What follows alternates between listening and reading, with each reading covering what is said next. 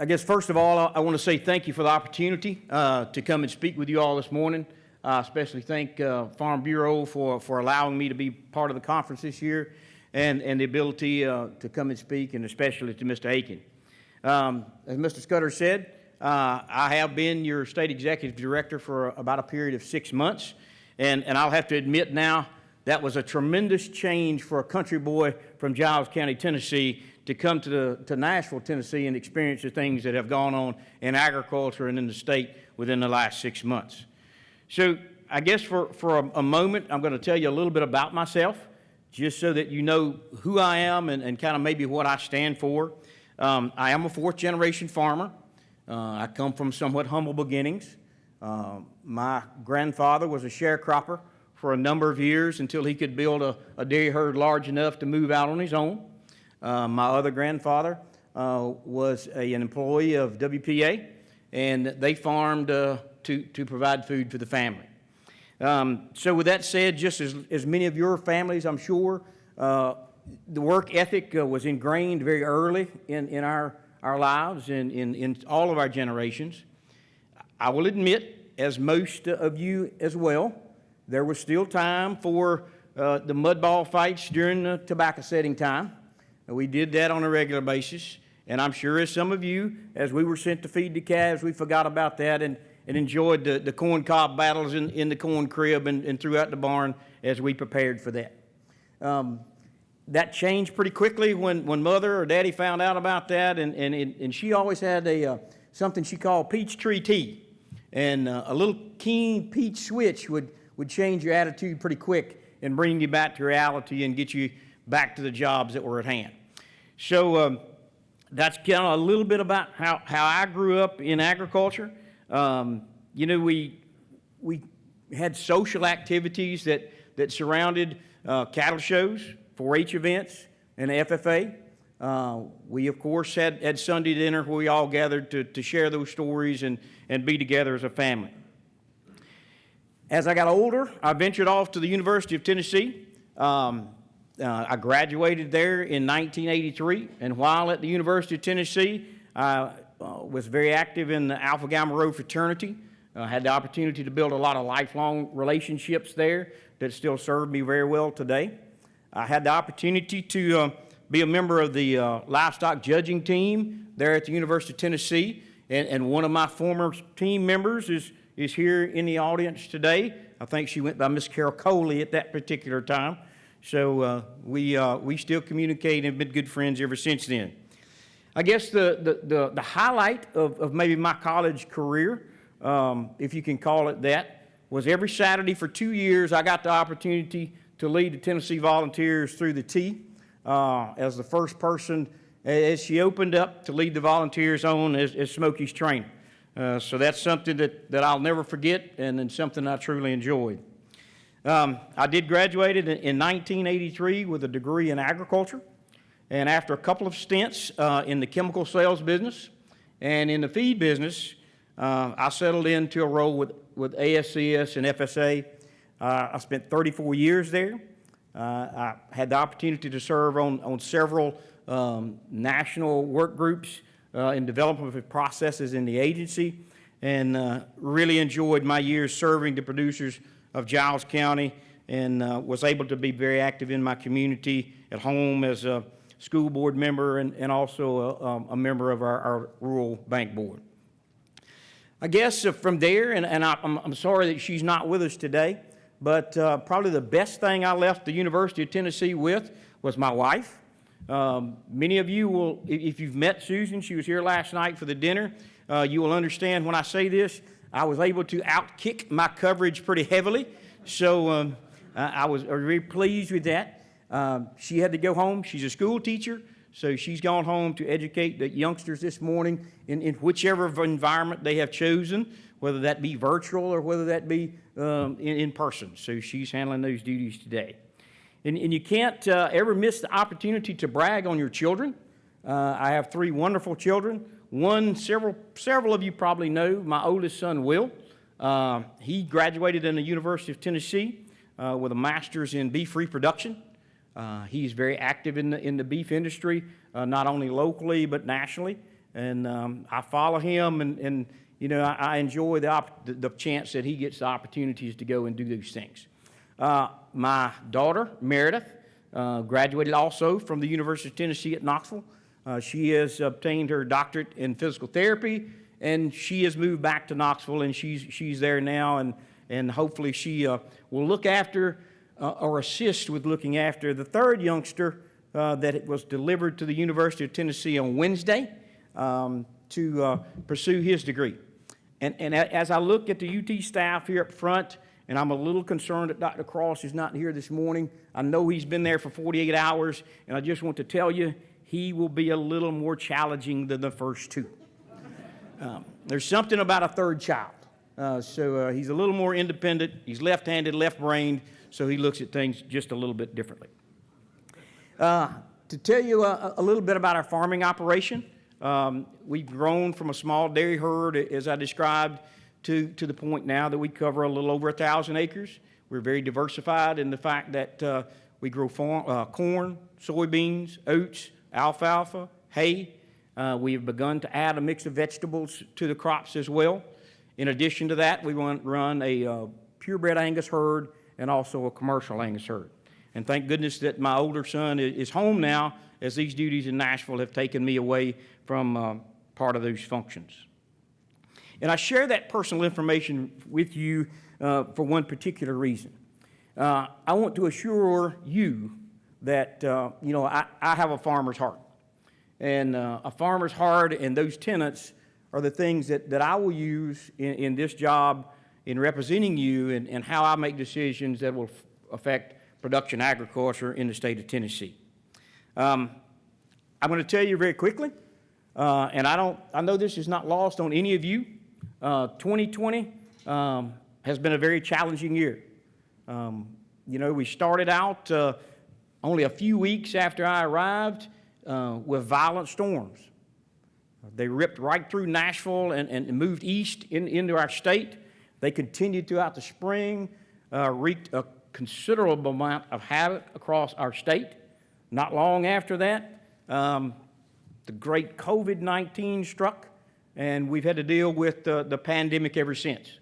That certainly has driven a tremendous amount of the things that we have had to do. And in addition to that, you as farmers and the farmers that you represent were already dealing with depressed prices, and those prices were depressed even further.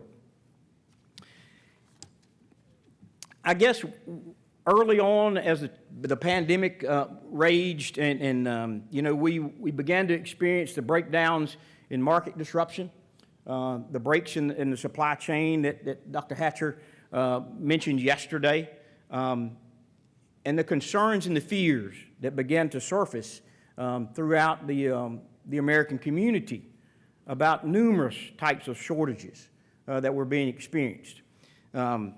It was humbling to me to hear the Secretary's message that came from his office that FSA and agriculture had been deemed essential. And let that, you know, settle in for a minute that we had been deemed essential. And it was a simple message. There was no question the 2020 crop must be planted and farm production could not cease. And as we sat there and heard that message, we said, you know, what would happen to us as a country and us as a world if that production did cease? And I guess I want to say that was a wake-up point for me, because truly, and as I look at you all out here, how many of you ever really flinched? Was there ever a day that you woke up and you didn't intend to get that 2020 crop planted, that you ever thought about not continuing to produce agricultural products for not only Tennessee, but the world? And I think that the resounding answer to that question is no. You knew that business had to continue. You knew you had a responsibility. You accepted that responsibility, whatever it took to get that job accomplished. And for me, I'm going to steal a little bit from what Cowboy Dan said last night. That is the model that America needs. And again, I want to say it humbles me to get the opportunity to serve those producers that represent that model. From there, FSA had to go about finding a way, and these people were your friends, your neighbors, to take an agency that had always been customer-facing and immediately transform it into something very different because of the pandemic and the virus. We had to become virtual. We had to find ways to telework. We had to find ways to get programs implemented to stimulate the economy and to provide for the producers of the state of Tennessee. So, in very short order and on the fly, those people, those staff members for FSA across the state of Tennessee started processing operating loans. They were redeeming grain loans, cotton loans, and making payments virtually, literally within weeks of being told they had to leave the office and go home. I know one day I was calling in to check on a particular office to say, how's it working? How is it going? How are things being accomplished? And you know, this particular lady said, 2 weeks ago, I worried about how in the world we would release these cotton loans to our producers so that would help them in their business. She said, I had no idea that I could do that sitting at my kitchen table. And she was sitting at her kitchen table for the first time in a career that spanned 27 years and redeeming cotton loans at her kitchen table. So it was amazing to watch those people go to work. So quickly, I'm going to review a little bit about these programs that were stimulus programs and traditional programs. This is what those employees have done on the behalf of Tennessee agriculture in this particular year. Most of that very recently. The CFAP program that is still underway and actually has expanded in the last few days. We've serviced around 18,650 applicants in the last 60 or 70 days and issued $94.8 million in payments. WHIP Plus program is one that we've got to stand up more. We've got more work to do. We've currently issued about $13.8 million MFP, 243.6, and I'm not going to go through the rest. But they've done a yeoman's job of getting those programs up and running. Just for a cumulative total, in that period of time, FSA has issued $399.1 million worth of payments that have been injected not only into your rural economies, but also into the Tennessee economy, and certainly that turns numerous times and has had a very positive effect. As far as loans, this is the loan volume that has gone out into the agricultural sector within this particular year. Direct and guaranteed loans, predominantly operating loans. Some of these are ownership loans. $117.5 million worth of credit. Facility and storage loans and other equipment loans, $1.9 million. And marketing assistance loans, which are a lot of your grain and your cotton loans, we've issued $258.3 million loans. And I hope you can see from that there's been a lot of emphasis from the Secretary's office and from this administration to make sure those stimulus dollars got into the rural economy. Also that the traditional programs continued to operate. There was never any excuse for us to stop putting those things in place. I understand as a farmer myself, that is not where you want to reap your benefits from. But I appreciate the opportunity during these type of extraordinary circumstances that the Farm Service Agency exists and that we are able to bridge that gap till we can get back to those normal markets that allow you to glean those profits and those funds from a traditional market. So in closing, I can't brag on my Tennessee FSA staff enough. They absolutely have stepped up to the plate under very, very adverse conditions. And I would appreciate if you get the opportunity to tell them, thank you, please do that. I can say it as many times as I possibly can, but I'm telling you, it means a tremendous amount from you all as very important Tennessee agricultural leaders to make them understand that you appreciate the job that they've done for Tennessee agriculture. I hope that I've shared just enough about myself that you understand that my passion for Tennessee agriculture runs very deep, and it's a very important part of my life.